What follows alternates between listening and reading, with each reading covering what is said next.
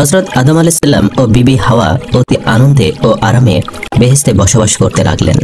মাঝে মাঝে হযরত আদম আলাইহিস সালাম গন্ধম গাছ সম্বন্ধে আল্লাহ তাআলার নির্দেশের রহস্য নিয়ে গভীর চিন্তা ভাবনা করতেন। তিনি ভাবতেন, আল্লাহ তাআলা তাদের জন্য বেহেশতের সকল কিছু করে দিয়েছেন, সবকিছু ভোগের অনুমতি দিয়েছেন, এমনকি অনেক কিছুর মালিকানা পর্যন্ত তাদেরকে দান করেছেন। কিন্তু গন্ধম ফল সম্বন্ধে এত কঠিন নির্দেশ কেন দিলেন? এ ধরনের চিন্তা ভাবনার সময় আল্লাহ তাআলার পক্ষ থেকে হুঁশিয়ারি উচ্চারণ করে বলা হতো, শয়তান কিন্তু তোমাদের চিরশত্রু, সে সর্বক্ষণ তোমাদেরকে বিপদগামী করার জন্য চেষ্টা চালিয়ে যাচ্ছে। এভাবে হযরত আদম আলাইহিস সালামের নিকট প্রায়ই সতর্ক বাণী আসতো। হযরত আদম আলাইহিস সালাম এসব বাণী শুনে সতর্ক হতেন এবং তিনি গন্ধম গাছের দিকে ফিরেও তাকাতেন না। অধিকাংশ সময় তিনি ইবাদত বন্দিগিতে মশগুল থাকতেন এবং আরশের ঝুলন্ত লিপির কালামগুলো পাঠ করতেন। যদিও তিনি বারবার পাঠ করতেন, কিন্তু সবকিছুর নিগূঢ় তথ্য তিনি আয়ত্ত করতে সক্ষম হননি। এজন্য মাঝে মাঝে হযরত আদম আলাইহিস সালাম আল্লাহকে প্রশ্ন করতেন। তখন তার কাছে হযরত জিবরাইল আসতেন এবং বলতেন, ওই লিপির অর্থ যতটুকু আল্লাহ তাকে শিক্ষার অনুমতি দিয়েছেন ততটুকু তিনি অবগত আছেন, বাকি তথ্য তার জ্ঞানের বহির্ভূত। এ সময় শয়তানকে আল্লাহ তাআলা বেহেশতের বাহিরে বসবাসের নির্দেশ দেন। শয়তান সেখানে বসে হযরত আদম আলাইহিস সালামের সর্বনাশের চিন্তায় দিবারাত্রি মগ্ন থাকত। একদা সে চিন্তা করল, যে কোনো উপায়ে আদম হাওয়ার সাথে একবার সাক্ষাৎ করতে হবে। তাই সে এক নতুন পদ্ধতি অবলম্বন করল। বেহেশতে থাকাকালীন সময়ে শয়তান সেসব দোয়া দরুদ পাঠ করে কঠিন সমস্যাবলী উত্তীর্ণ হতে প্রার্থনা করল। তখন তার ভাগ্য প্রসন্ন হলো। ইসমে আজমের বরকতে সে বাস্তবিক বেহেশতের দরজায় গিয়ে পৌঁছাতে সক্ষম হলো। সেখানে গিয়ে সে দেখলো একটি ময়ূর প্রাচীরের ওপর বসা। ময়ূর শয়তানকে দেখে চিনল না। সে জিজ্ঞাসা করলো, তুমি কে? শয়তান উত্তর দিল, আমি একজন ফেরেশতা। তখন ময়ূর জিজ্ঞেস করলো, এখানে কি চাও? শয়তান বলল, আমি বেহেশতের মধ্যে প্রবেশ করতে চাই। ময়ূর বলল, হযরত আদম আলাইহিস সালাম সেখানে থাকাকালীন সময়ে সেখানে কারো প্রবেশের অনুমতি নেই। ময়ূরের কথা শুনে শয়তান বলল, ভাই ময়ূর, তুমি আমাকে দয়া করো, তোমাকে আমি প্রতিদান হিসাবে এমন এক ইসমে আজম শিখিয়ে দেব যা পাঠ করলে তুমি কোনোদিন বৃদ্ধ হবে না, দ্বিতীয়ত কোনোদিন তোমার মৃত্যু হবে না, তুমি কিয়ামত পর্যন্ত জীবিত থাকবে, তৃতীয়ত এ সুখের বেহেশত হতে তোমাকে কোনোদিন বের হতে হবে না। এ বলে শয়তান ইসমে আজম পড়ে ময়ূরকে শোনালো। ময়ূর শয়তানের মনমোহনী বক্তৃতায় আকৃষ্ট হয়ে তাকে নিয়ে বেহেশতের দরজায় পৌঁছালো। সেখানে প্রহরী হিসাবে ছিল এক সাপ। ময়ূর সাপকে সব ঘটনা বলল। সাপ দরজার এক ছিদ্র দিয়ে শুধু মাথা বের করে ময়ূরের কথা শুনলো এবং শয়তানকে জিজ্ঞেস করলো, তুমি কে? শয়তান পূর্বের ন্যায় উত্তর দিল, আমি একজন ফেরেশতা। আমি আরশে আজিমের নিচে বসবাস করতাম। সেখানে বসে আমি এমন এক ইসমে আজম শিখেছি যা পাঠ করলে সকল উদ্দেশ্য সাধিত হয়। তার কথা শুনে সাপ বলল, দোয়াটি আমাকে শিখিয়ে দাও। শয়তান বলল, হ্যাঁ, তোমাকে শিখিয়ে দিতে পারি, তবে একটি শর্তে, আর সেটা হলো আমাকে বেহেশতের মধ্যে পৌঁছে দিতে হবে। সাপ তখন বলল, হযরত আদম বেহেশতে থাকা অবস্থায় কাউকে বেহেশতে প্রবেশ করার হুকুম নেই, অতএব এটা আমার পক্ষে সম্ভব নয়। তখন শয়তান বলল, আমি তোমার মুখের মধ্যে প্রবেশ করে বেহেশতে দেখে আসব, বাইরে বের হব না। সাপ তখন শয়তানের এক প্রস্তাবে রাজি হলো এবং হা করল। তখন শয়তান সাপের মুখে প্রবিষ্ট হলো। অতএব শয়তান সাপকে বলল, আমাকে বিবি হাওয়ার নিকট নিয়ে চলো। অতঃপর সাপ শয়তানকে মুখে নিয়ে বিবি হাওয়ার কাছে পৌঁছালো। তখন শয়তান সজোরে চিৎকার করে কাঁদতে আরম্ভ করলো। সাপের মুখ থেকে কান্নার শব্দ শুনে বেহেশতের সকল হুর তার কাছে সমবেত হলো, এমনকি বিবি হাওয়াও সেখানে পৌঁছালেন। অতঃপর সাপকে তার ক্রন্দনের কারণ জিজ্ঞেস করা হলো। সে বলল, আমি তোমাদের পরিণামের কথা ভেবে কাঁদছি। আল্লাহ তাআলা তোমাকে ও হযরত আদম আলাইহিস সালামকে শীঘ্রই বেহেশত থেকে বের করে পৃথিবী নামক এক নিরস ও অশান্তিপূর্ণ স্থানে প্রেরণ করবেন, কথা আরশে আজিমের লিপিতে রয়েছে। আর পৃথিবীতে প্রেরণের ব্যাপারটি দ্বীপান্তরে শাস্তি ভোগের শামিল, কারণ সেখানে ক্ষুধা, দারিদ্রতা, পীড়া, দুঃখ, পরিশ্রম ও অশান্তি বিরাজমান। সেখানে পরিশ্রম করে ফসল ফলাতে হবে, ফসল ফলাতে ব্যর্থ হলে ক্ষুধার যন্ত্রণায় অস্থির হতে হবে। সেখানে তোমাদের অসংখ্য সন্তান সন্ততির জন্ম নিবে, তাদের মধ্যে ঝগড়া কলহ লেগেই থাকবে। খুন খারাপি নিত্য নৈমিত্তিক ব্যাপার বলে বিবেচিত হবে। রৌদ্র বৃষ্টির দিন গুজরান করতে হবে। আল্লাহ তাআলাকে শত শতবার ডেকেও তার সাক্ষাৎ লাভ করতে পারবে না। তিনি সহজে বনি আদম আলাইহিস সালামের কোনো দাবি দাওয়া পূরণ করবেন না। মানুষ জন্ম থেকে মৃত্যু পর্যন্ত অবিরাম পরিশ্রম করেও নিজ পেটের আহার সংগ্রহ করতে সক্ষম হবে না। তখন অন্যায় অসৎ পথ গ্রহণ করতে বাধ্য হবে। এক কথায় দোজখের যন্ত্রণার চেয়ে সেখানে কোনো অংশে নিপীড়ন কম নেই।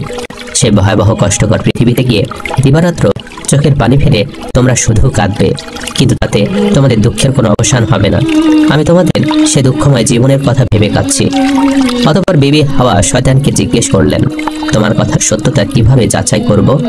শয়তান তখন বলল, আমি আল্লাহর নামে শপথ করে বলছি, আমি এক বিন্দু মিথ্যা কথা বলিনি। যদি আমি মিথ্যা বলি তবে যেন আমার উপর আল্লাহ তাআলা ও ফেরেশতাদের লানত পতিত হয়। বিবে হওয়া নারী সুলভ মন।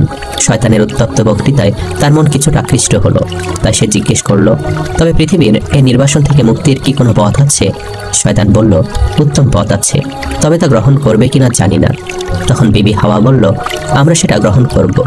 শয়তান তখন বলল, ওই যে স্বর্ণ ও রৌপ্যে খণ্ডিত গাছটি দেখছো, ওটা দু একটা ফল খেতে পারলে তোমরা বেহেশতের স্থায়ী বাসিন্দা হতে সক্ষম হবে। কোনোদিন আর পৃথিবীতে যেতে হবে না।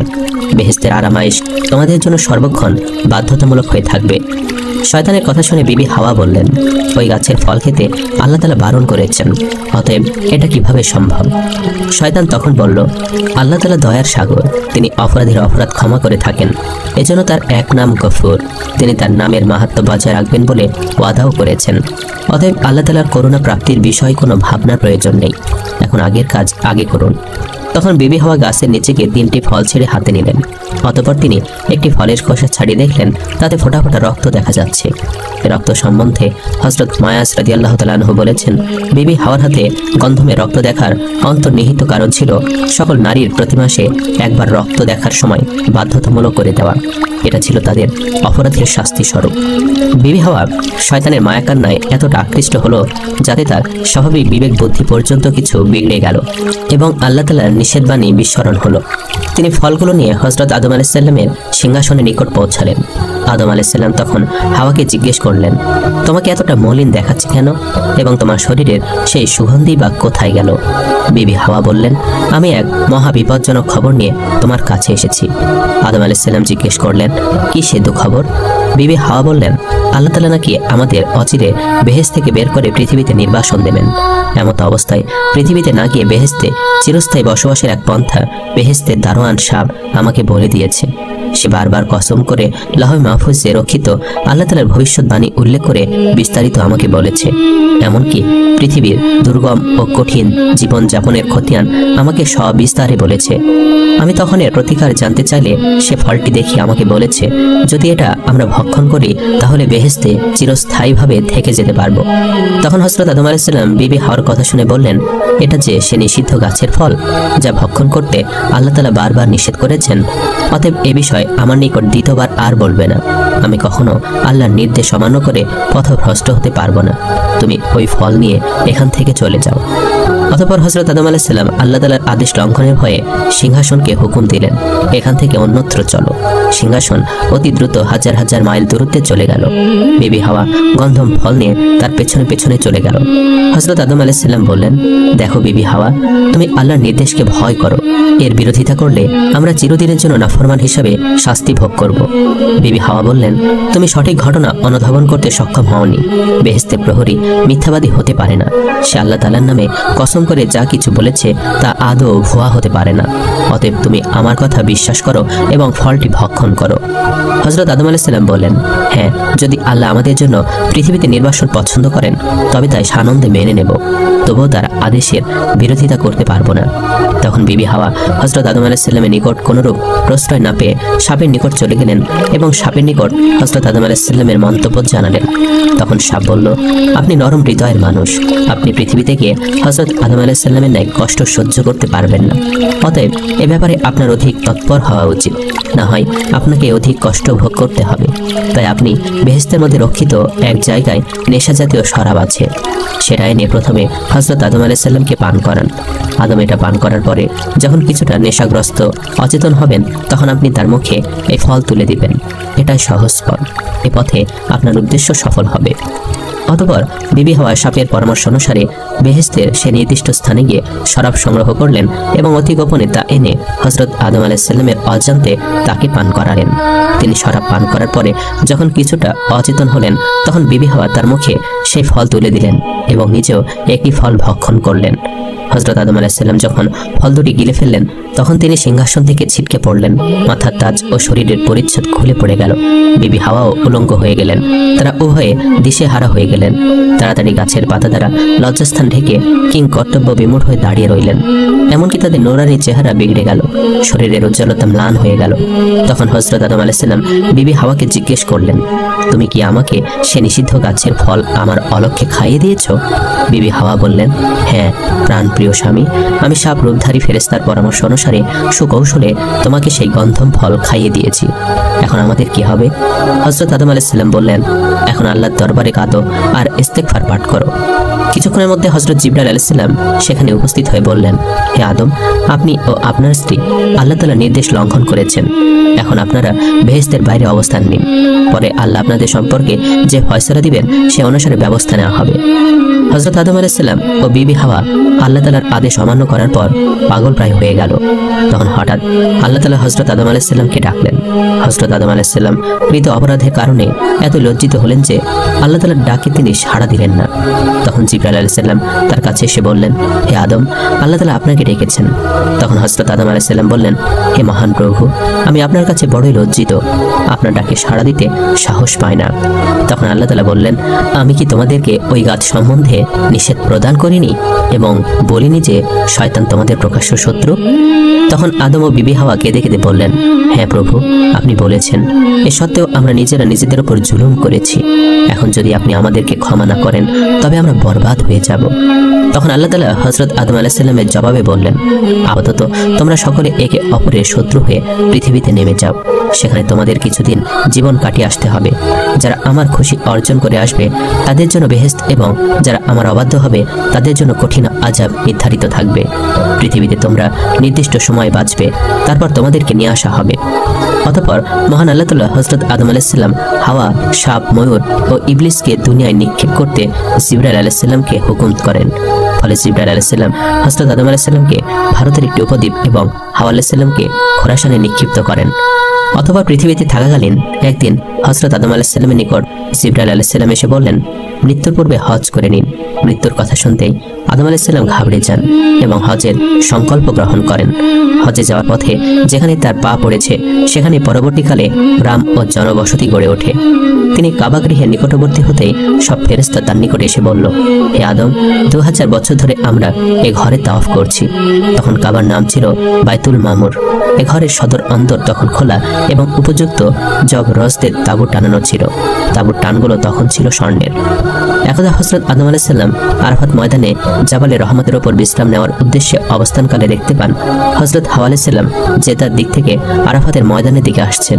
তখন হযরত আদম আলাইহিস সালাম তাকে জড়িয়ে ধরেন এবং দুজনে অঝরে কাঁদতে থাকেন। তাদের কান্নাকাটি দেখে আসমানের ফেরেশতারাও কাঁদতে শুরু করেন। এ সময় আদম ও হাওয়া আলাইহিস সালাম পরস্পরের দিকে তাকান। এ সময় আল্লাহ তাআলা তাদের দৃষ্টি থেকে পর্দা উঠিয়ে দিলে তাদের দৃষ্টি আল্লাহর আরশের ওপর গিয়ে পড়ে। এ সম্পর্কে আল্লাহ ইরশাদ করেন, অতঃপর আদমকে তার প্রতিপালক কতিপয় বাক্য শিক্ষা দেন। এতে রব তার প্রতি মনোযোগী হন। নিশ্চয়ই তিনি তওবা কবুলকারী ও দয়ালু। এ সময় হযরত আদম আলাইহিস সালাম আরশের গাত্রে কালেমা লা ইলাহা ইল্লাল্লাহু মুহাম্মাদুর রাসূলুল্লাহ লেখা দেখতে পান। তিনি বললেন, হে আমার প্রতিপালক, তোমার নামের সাথে যে নাম যুক্ত হয়েছে সে নামের উসিলায় আমাকে মার্জনা করো। তখন জিবরাইল আলাইহিস সালাম এসে আদম আলাইহিস সালামকে বললেন, হে আদম, আল্লাহ তাআলা আপনার প্রতি সালাম প্রেরণ করে বলেছেন, যদি আপনি বেহেশতে এ নামকে উসিলা রূপে গ্রহণ করতেন তবে তিনি আপনাকে পৃথিবীতে পাঠাতেন না। প্রিয় দর্শক, আল্লাহ তাআলা হযরত আদম আলাইহিস সালাম ও হাওয়াকে গন্ধম গাছের কাছে যেতে ও ফল খেতে কেন নিষেধ করেছিলেন তার সঠিক কোনো জবাব পাওয়া যায় না। তবে তাফসীরকারগণ অনেকে অনেক কথা লিখেছেন। এক জনৈক প্রসিদ্ধ তাফসীরকার তার বর্ণনায় উল্লেখ করেছেন যে একদা মুসা আলাইহিস সালাম আল্লাহ তাআলার নিকট জিজ্ঞেস করেছিলেন, হে মহান প্রভু, আপনি আদম আলাইহিস সালামকে যে গাছের ফল খেতে নিষেধ করেছেন সে গাছটি ছিল এমন জায়গায় যেখানে হযরত আদম আলাইহিস সালামের বাসস্থান ছিল। হযরত আদম আলাইহিস সালামের এত কাছে গাছটি কেন রাখা হলো? দ্বিতীয়ত, হযরত আদম আলাইহিস সালামের বাসস্থানের চারপাশে প্রাচীর ছিল, প্রহরী ছিল, দারোয়ান ছিল। এমত অবস্থায় শয়তান কি করে বেহেশতে প্রবেশ করে হযরত আদম আলাইহিস সালামকে পথভ্রষ্ট করলো? ব্যাপারটা বিশ্লেষণ করলে প্রমাণ হয় যে শয়তান আপনার উপর দিয়ে খোদকারি করে সফল হয়েছে। তখন আল্লাহ তাআলা হযরত মুসা আলাইহিস সালামের জবাবে বললেন, এটা তকদিরের ব্যাপার। এ সম্বন্ধে প্রশ্ন করো না। এ বিষয়ে তোমাদের যে আমি ভালো জানি। তাফসীরকারক এ বিষয়ের আলোচনার প্রসঙ্গে আরো বলেছেন, আল্লাহ তাআলা হযরত আদম আলাইহিস সালামকে পৃথিবীতে প্রেরণের উদ্দেশ্যেই সৃষ্টি করেছিলেন। অপরাধ করা ও ক্ষমা লাভ করার এই প্রামাণ্যচিত্র হযরত আদম আলাইহিস সালামের গন্ধম খাওয়ার মধ্য দিয়ে প্রতিবাদ করা ছিল আল্লাহ তাআলার মহান উদ্দেশ্য।